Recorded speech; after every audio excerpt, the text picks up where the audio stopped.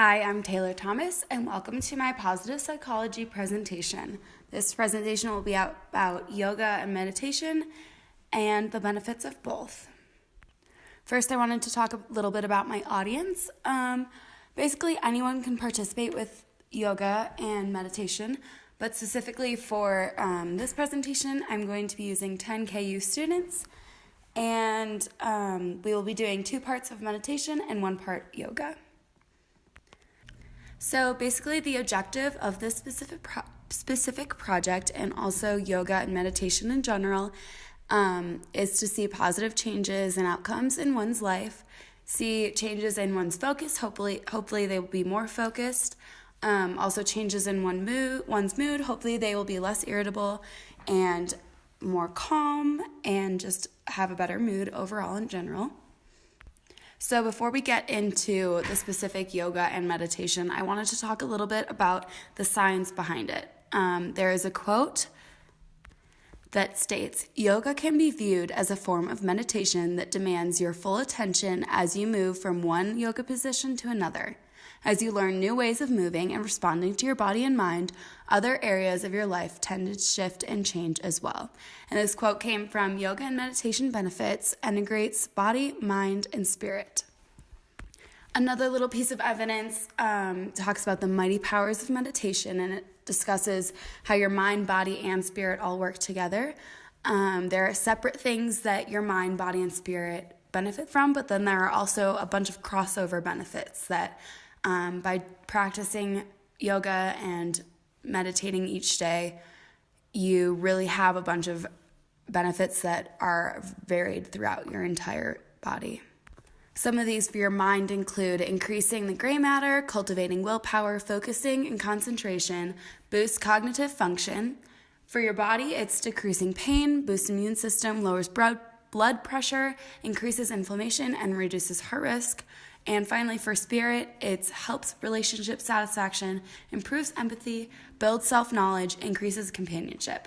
And then there's a big area that combines all 3 of them, and those include reducing depression, physical changes in the brain, eases stress and anxiety, helps sleep, fosters a healthy body image, reduces loneliness, and cuts emotional reactivity. So this is a little bit from the Huffington Post just about meditation and how it can really help you out.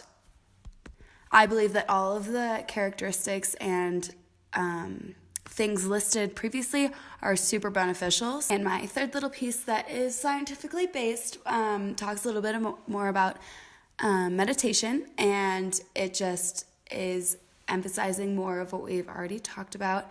Helps you feel more connected, a good night's sleep, improving metabolism, keeps you a lot more stress-free, adds more hours to your day, helps you feel more appreciated by life, and makes you and those around you happier. This little excerpt is from artofliving.org. So now I want to get into the specific procedure that I put together for you guys today. There are 5 different components of it. So we start off with an analogy about focus and how you regulate it. Then we go into a little bit of a meditation that's more of like a beginning meditation that helps you scan through your body. Then we'll start with the main course, which is a yoga class.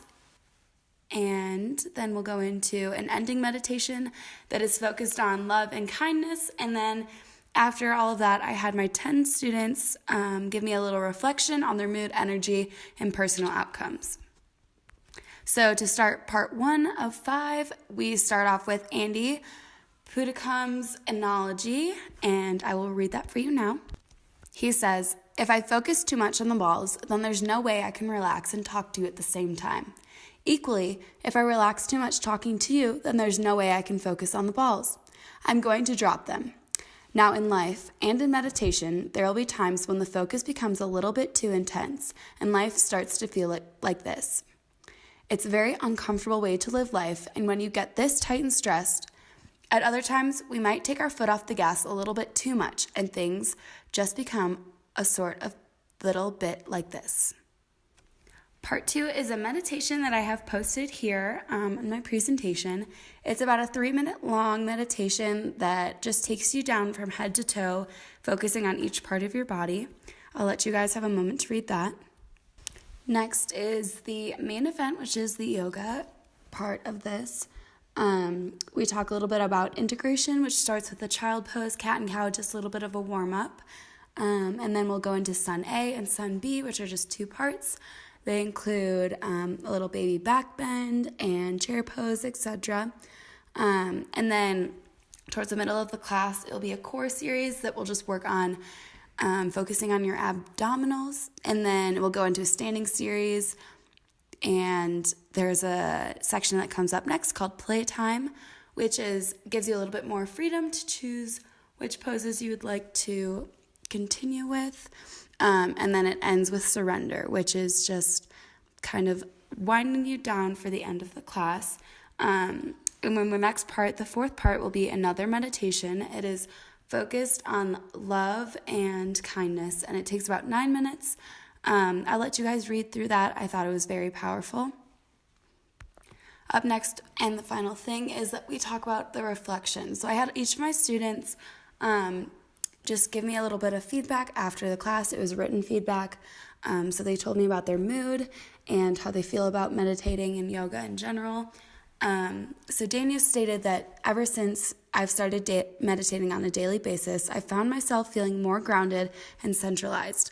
I found that my thoughts are less scattered and stressful, and instead of bouncing around in my head, they just flow, like a river or a credit reel at the end of a movie. I just feel much calmer, and I feel greater willingness to accept the things in my life that are taking place, particularly those that I cannot change. I thought this was a really powerful thing, and I also thought that these were all positive things that we have talked about. We talked about more focus and reducing stress, reducing depression, and all those things, and I feel like she is a really good example of living that day-to-day life. As she said, just letting things flow and accepting things that she cannot change instead of being anxious or depressed about those things as well. I had 2 more students give me really good quotes. I will let you guys read those now. And then also I did a little bit of a reflection, and I thought that practicing yoga and meditation, I specifically use the app Headspace. I have fallen in love with it, and I think that for me personally, I'm a very uptight type A person. I do really poorly when things are not going my way or things are going a different way than we had originally planned. So meditating each morning and practicing yoga regularly has really helped me become slower to jump to anger. And when things are not going as planned, I am able to take a deep breath and kind of let that flow through me instead of getting all riled up and angry that plans change, because that's just a way of life. Everything changes. So I found this very powerful and very beneficial for me in my everyday life, and I think that it can only get better from here as I continue to meditate and practice yoga weekly.